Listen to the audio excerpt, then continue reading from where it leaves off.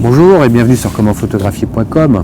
Alors si vous avez des questions à me poser, n'hésitez pas, le lien s'affiche en dessous, c'est la page de contact du site Comment Photographier.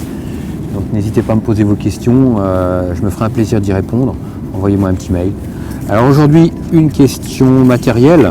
Alors je raffole pas des questions matérielles parce que quand vous me posez des questions sur l'EOS 1200, le D 3200 ou le D 5200, c'est des appareils photo que je n'utilise pas, que je n'ai pas. Mais bon, ça nécessite quelques recherches. Après, je ne peux pas donner un avis d'utilisateur parce que je n'en ai pas et je ne les utilise pas. Mais malgré tout, bon, après, quand c'est des questions où je peux donner un avis, je dirais sur des choses matérielles, pragmatiques, on va dire.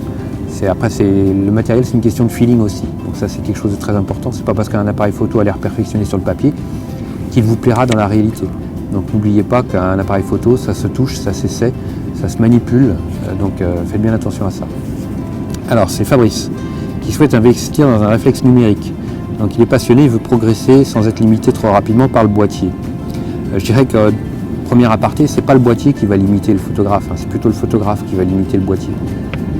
Donc même si vous avez un D3200, un D3100, même un 350D ou un 40D, c'est pas le matériel qui va faire le photographe. Le matériel, il va être là pour vous permettre d'améliorer la qualité de l'image, on va dire, dans des conditions extrêmes. Mais ça sera tout. Après, quand on fait des belles photos, entre parenthèses, c'est pas l'appareil photo qui va faire les belles photos. C'est l'œil du photographe. C'est les efforts et les investissements au niveau temps, au niveau recherche du photographe qui vont faire la belle photo. Donc il hésite entre le Nikon le 5003 et le D7100. Donc il dit qu'il y a presque 300 € d'écart. Il se pose la question, quelle est la différence entre ces deux boîtiers? Je dirais la différence entre ces deux boîtiers, elle n'est pas très compliquée à comprendre, c'est qu'on a un appareil photo qui est un petit peu au-dessus de l'entrée de gamme, qui est milieu de gamme, on va dire. La différence entre le D5003 ou le 5002 et le D7100, ça va être une question de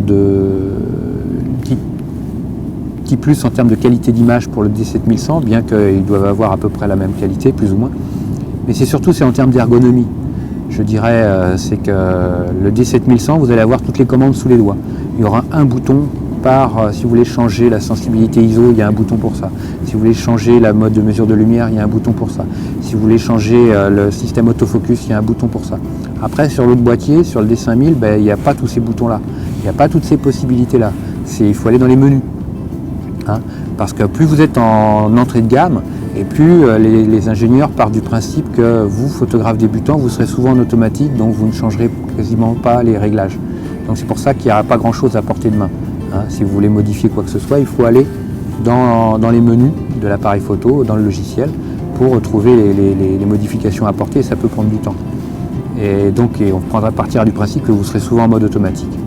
Après, dès qu'on va monter en gamme, on va avoir plus de commandes à la portée de la main, mais pas encore beaucoup de choses.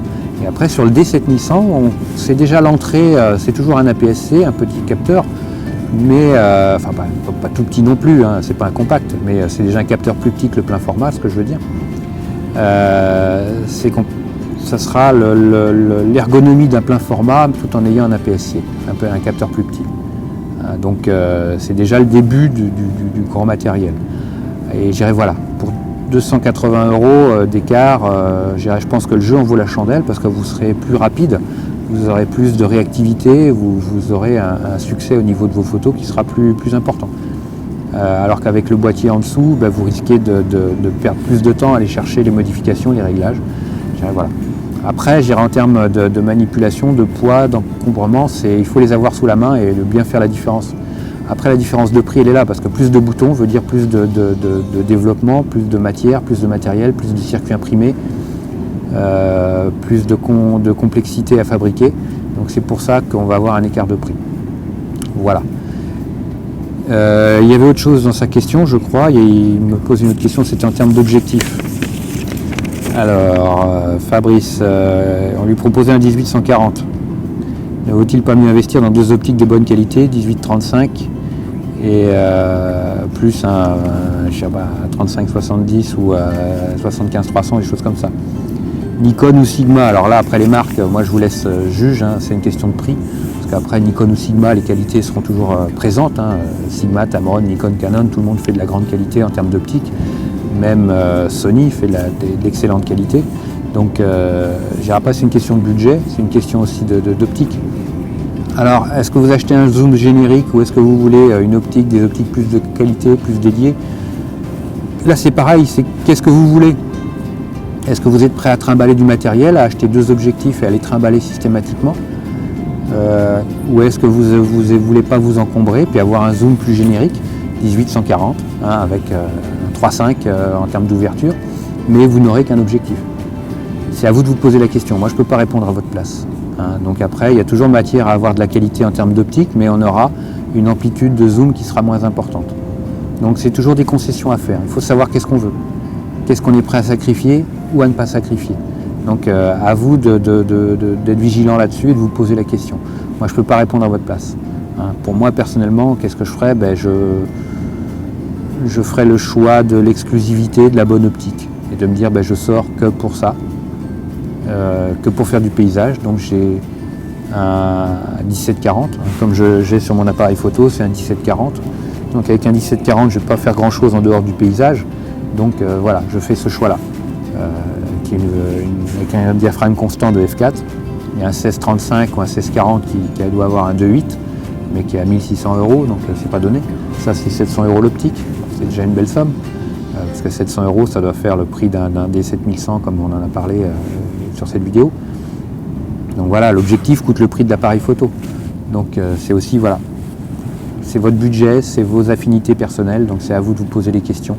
C'est à vous de vous renseigner autour de vous. Si vous faites partie d'un club photo, posez des questions aux gens qui sont autour de vous dans ce club, parce que chacun a de l'expérience, chacun a des choses à partager, et quand on est novice et qu'on ne sait pas, quand on n'a pas cet acquis derrière soi, on se pose beaucoup de questions. Il est intéressant d'avoir l'avis des autres, parce que c'est enrichissant et on peut se nourrir aussi de l'expérience des autres. Ça sert à ça, c'est important. On ne peut pas être bon et tout faire bien du premier coup. Merci à tous, et puis je vous dis à très vite sur commentphotographier.com. N'hésitez pas à me laisser un petit like, moi c'est toujours mon petit sucre d'orge, ce qui me permet de m'endormir avec le sourire, et puis en pensant à vous aussi. Et puis je vous dis à très vite sur commentphotographier.com. Salut!